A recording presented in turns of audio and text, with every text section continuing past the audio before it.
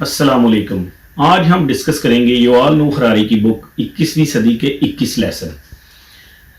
اس بک میں اس نے جو پہلا مسئلہ بتایا ہے وہ ہے جابز ان فیوچر، یعنی تیزی سے بدلتے ہوئے ٹیکنالوجی کے زمانے میں ہمیں کوئی آئیڈیا نہیں کہ 2030-40 کا جاب مارکیٹ کیسا ہوگا. اس وقت مشین لرننگ اور روبوٹکس کا اثر ہمیں ہر طرف ملے گا.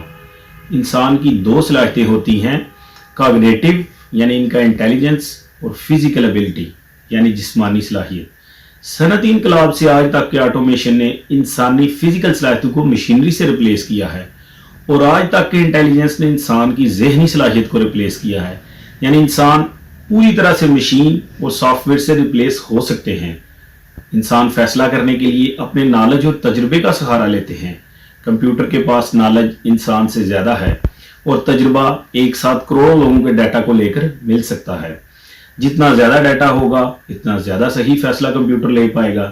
اس لیے بڑی بڑی کمپنیز ڈیٹا کو اپنے سرور میں سنبھال کر رکھتی ہیں، اور اس نے اپنے آرٹیفیشل انٹیلیجنس سے کمپیوٹر کو فیصلہ آنے میں مدد فراہم کرتی ہے. انسان کی کامیابی کا دار و مدار آپس میں تعاون کر کے ڈیزائن تیار کیے، اور لاکھوں ورکرز نے ان ڈیزائن کو حقیقت میں بدلا. انٹرنیٹ کے آنے سے اب کمپیوٹر بھی آپس میں بات چیت کر سکتے ہیں، اور وہ بھی انسانوں سے کہیں زیادہ تیز. فیوچر میں آرٹیفیشل انٹیلیجنس لو لیول والی جابز جیسے کہ banking, postal, trading, booking, teaching, customer care جیسی جاب سے انسانوں کو ریپلیس کر دے گا، اور اس طرح صرف ہائی ایکسپرٹیز والی جابز ہی رہ جائیں گی جو کہ کچھ مخصوص فرد ہی کر پائیں گے. ٹیکنالوجیکل بدلاؤ اتنے تیز ہوں گے کہ جاب کرنے کے لیے ہر کچھ سالوں بعد ملازموں کو اپنا نالج اپ گریڈ کرنا ہوگا، جو کہ ان کی زندگی سٹریسفل بنا دے گا. ٹیکنالوجیکل لاسز سے ہونے والے نقصانات سے بچنے کے لیے حکومتوں کو کچھ خاص قدم اٹھانے ہوں گے. جیسے پہلا، موجودہ جاب لاس سے بچنا. ٹیکنالوجیکل ترقی کو تو کوئی بھی حکومت نہیں روک سکتی، لیکن اس ترقی کو سلو ضرور کیا جا سکتا ہے تاکہ انسانوں کی اہمیت زیادہ دیر تک برقرار رہ سکے. دوسرا، جاب لاس کے لیے تیار رہنا. اگر ٹیکنالوجیکل ترقی کی وجہ سے بہت زیادہ جاب لاس ہوتے ہیں تو حکومتوں کو ایسی صورتحال کے لیے تیار رہنا ہوگا. ایسا سوشل سسٹم بنانا پڑے گا جس سے جاب لیس لوگوں کی بنیادی ضروریات پوری ہوں گی، اور وہ وقار اور سٹیٹس کے ساتھ معاشرے میں رہ سکیں گے. اس کے لیے یا تو سرکار کو ڈیٹا کلیکٹ کرنے والے اداروں پر ٹیکس لگا کر ان پیسوں سے جاب لیس لوگوں کو بنیادی کم از کم آمدنی یا بنیادی کم از کم سروسز مہیا کرنی ہوں گی، جیسے کہ صحت، تعلیم اور ٹرانسپورٹ. فن لینڈ میں ایک ایسا ہی تجرباتی سوشل سسٹم بنایا گیا ہے جس میں بے روزگار لوگوں کو 500 یورو فی مہینہ حکومت بنیادی تنخواہ دیتی ہے. جاب لیسنس کا سب سے زیادہ خطرہ ترقی پذیر ممالک میں ہے. آج تک سستی مزدوری کی وجہ سے ایشیائی ممالک پوری دنیا کو پروڈکٹس اور سروسز فراہم کر رہے تھے. جیسے جیسے ان پروڈکٹس اور سروسز کی سپلائی چین میں روبوٹس اور آرٹیفیشل انٹیلیجنس انسانوں کو ریپلیس کرنے لگی، ویسے ویسے جاب لیسنس بڑھتی جائے گی. اس لیے ترقی پذیر ممالک کو گروتھ کے ساتھ ساتھ سوشل سسٹم بنانے پر توجہ دینی ہوگی. دوسرا بڑا مسئلہ، ایکولوجیکل چینجز. موسمیاتی تبدیلی سے بچنے کے لیے ورلڈ لیول پر قدم اٹھانے کی ضرورت ہے. انسانوں کو نیشنلسٹ اور گروتھ کے سینٹیمنٹ سے نکل کر گلوبل کمیونٹی بنا کر تمام ممالک کی حکومتوں کو فورس کرنا ہوگا کہ وہ موسمیاتی تبدیلی کے لیے فوری اقدام کریں، ورنہ زمین کی تباہی کو کوئی بھی نہیں روک پائے گا. دوسرا بڑا مسئلہ ایجوکیشن سسٹم ہے.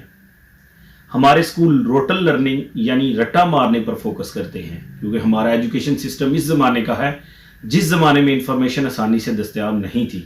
اس لیے ہمیں سب یاد کرنا ضروری تھا.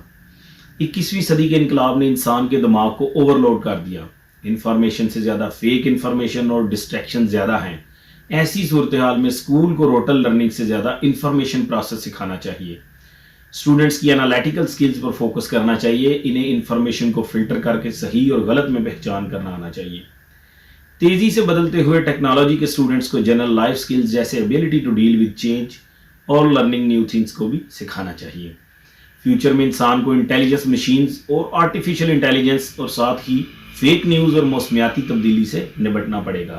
اسی لیے ہمیں اپنے ایجوکیشن سسٹم میں بہت زیادہ بدلاؤ لانے کی ضرورت ہے. Next, fake news.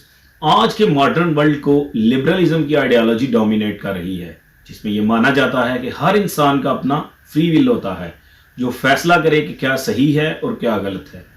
انسان کی فیصلہ کرنے کی طاقت ایموشنز اور مینٹل شارٹ کٹ پر بیس ہوتا ہے.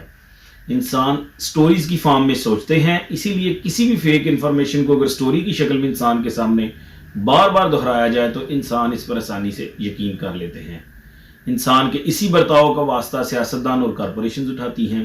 سیاستدان اپنا رولز بنانے کے لیے فیک نیوز پھیلاتے ہیں اور میڈیا اسے بار بار دہراتا ہے، جسے لوگ اسے سچ ماننے لگ جاتے ہیں۔ کمپنیز اپنی پروڈکٹ صحیح ویلیوز، غذائی ویلیوز بتانے کی بجائے ایموشنل اشتہارات دے کر لوگوں کو متاثر کرتی ہیں۔ مثلا سافٹ ڈرنک جیسا کہ کوکا کولا، پیپسی، ڈیو کے اشتہار میں آپ کو ایکٹرز اور یوتھ انجوائے کرتے نظر آتے ہیں، لیکن اس کی غذائی ویلیو کو اگر دیکھیں تو ان سے شوگر جیسی خطرناک بیماریاں ہو سکتی ہیں۔ اب چونکہ انسان اس دکھائی ہوئی سٹوری پر زیادہ یقین رکھتے ہیں نہ کہ اس نیوٹریشن ویلیو کے حقائق پر، اس لیے وہ اس پر یقین کر لیتے ہیں۔ کمپنیز کی فیک پروڈکٹس، میڈیا کی فیک نیوز پر بھروسہ کر کے انسانوں کو انفرادی لیول پر مشکلات ہی ملتی ہیں۔ فیک نیوز سے بچنے کے لیے انسانوں کو ایکسٹرا محنت کرنے کی ضرورت ہوگی، اور ہائی کوالٹی انفارمیشن کبھی بھی فری میں نہیں ملتی۔ آج ہم اٹینشن اکانومی میں جی رہے ہیں۔ میڈیا ہمیں اٹینشن کے بدلے سینسیشنل نیوز دے رہا ہے۔ اسے نظر انداز کر کے انسان کو اپنی توجہ کوالٹی انفارمیشن، ایکسپرٹ اوپینین اور رپورٹ پڑھنے میں لگانا چاہیے، جس سے اسے صحیح انفارمیشن ملے۔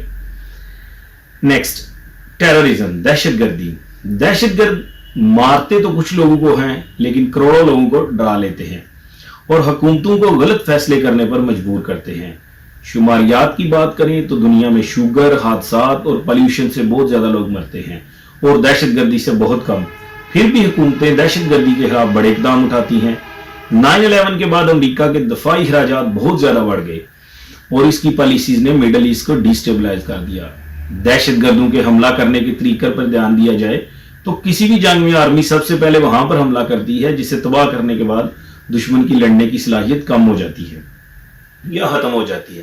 جیسا کہ ہتھیار سٹور کرنے کا ایریا، کمیونیکیشن سینٹر، جو کہ دہشت گردی کا بنیادی مقصد کسی بھی ملک کے ساتھ لڑائی کرنا نہیں ہوتا، انہیں بس اپنی پاپولیرٹی چاہیے، اس لیے وہ حملہ بھی وہاں پہ کرتے ہیں جہاں انہیں سب سے زیادہ مشہوری ملے۔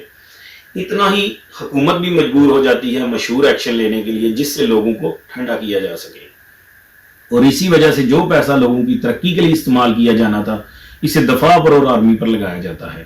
دہشت گردی کو ختم کرنے کا صحیح طریقہ ہے ان کے ہتھیار کی سپلائی چین کو توڑنا اور فنڈنگ کو روکنا، جو کہ ہماری خفیہ ایجنسیز کرتی ہیں، اور اس کا ملک میں کسی کو پتہ بھی نہیں لگتا۔